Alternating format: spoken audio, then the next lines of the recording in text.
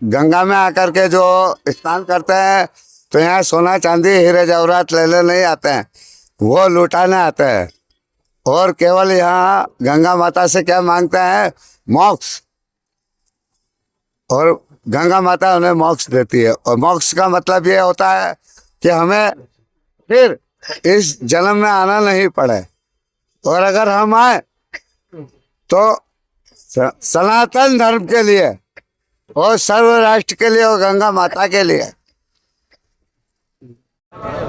आप देख सकते हैं इस वक्त हमारी मौजूदगी जूना अखाड़े में है और हमारे साथ महाराज जी हैं। हम इनसे जानने का प्रयास करेंगे कि महाराज जी का नाम क्या है और महाराज जी किस अखाड़े से संबंध रखते हैं और महाराज जी के गुरु जी का क्या नाम है।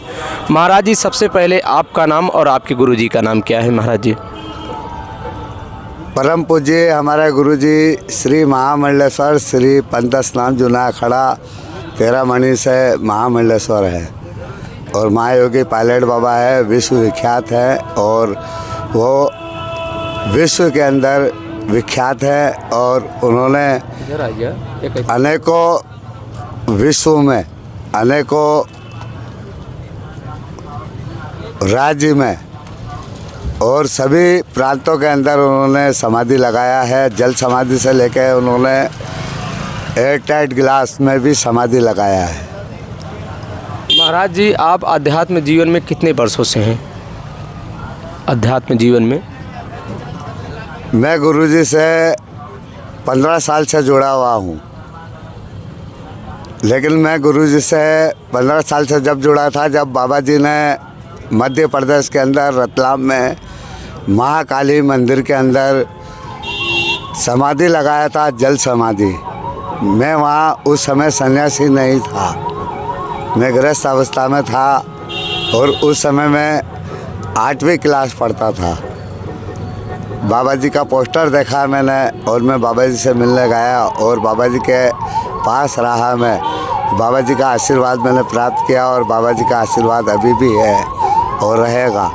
और मैंने बाबा जी से यही सीखा है कि बाबा जी ने मुझे ये सिखाया, मानवता से प्रेम करो। महाराज जी, जैसे अक्सर पारिवारिक जीवन होता है, एक अध्यात्म जीवन होता है, जो संत महात्मा साधु बन जाते हैं लोग, क्या कभी मुड़कर आपने नहीं सोचा कि मतलब हमें परिवार में जाना चाहिए? कभी ऐसा विचार नहीं आया आने के बाद?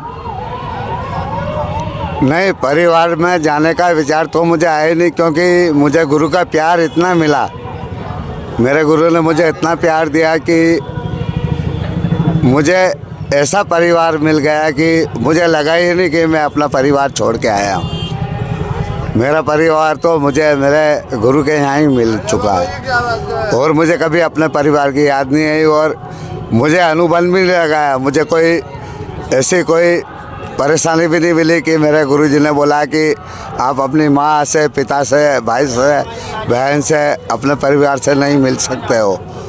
मेरे गुरुजी बहुत ही सरल और सीधे थे, और एक समाजनिष्ठ और योगी थे, महान योगी, विश्व क्या। महाराज जी, जब आप बता रहे हैं 8वीं क्लास में थे, उस समय आपने महाराज जी को देखा, और उसके बाद से आप लगाव हुआ आपका, और आज आप अध्यात्म की तरफ रुख किए, तो उस समय क्या एज रही होगी? लगभग आपकी उम्र क्या रही होगी? उस समय मेरी कम से कम 18 साल की उम्र रही होगी। 18 साल की उम्र। अभी इस समय मेरी 57 है। तो महाराज जी, महाकुंभ में आप जो भक्त आए हैं, जो गंगा माँ के दरबार में आए हैं, धाम में आए हैं, आस्था की डुबकी लगाने आए हैं भक्त, उनको क्या कहना चाहेंगे आप? उनका आओ भाग है, और मैं ये कहना चाहता हूँ कि समस्त संसार की हर वस्तु को त्याग करके और समस्त संसार के हर लाभ को, लोभ को छोड़ करके महागंगा की डुबकी अगर हम लगाएंगे, तो कहते हैं लोग कि मरने के बाद गंगा में जाना है, तो हम जिंदे में चले गए तो समझो कि हमको तो स्वर्ग में ही जाना है। तो ये माता गंगा में जो कुंभ मेले में जो संगम में आते हैं डुबकी लगाने, तो मेरा ये कहना है कि यहाँ अमृत वर्षा होती है। अमृत वर्षा। हाँ। और यहाँ साधु संत तो आते ही हैं, और पाखंडी भी आते हैं, चोर भी आते हैं, लुटेरे भी आते हैं, सरकार भी आती है, प्रधानमंत्री भी आता है, मोदी भी आता है, राष्ट्रपति भी आता है, सभी आते हैं यहाँ। व्यवस्था सभी सरकार की होती है, लेकिन हमारा ये कहना है कि यहाँ जो भी आता है तो एक आस्था से आता है। यहाँ कोई ज़बरदस्ती नहीं बुलाया जाता है, किसी को वारंट लेके नहीं बुलाया जाता कि भाई तुम्हारा वारंट है, तुमको आना ज़रूरी है।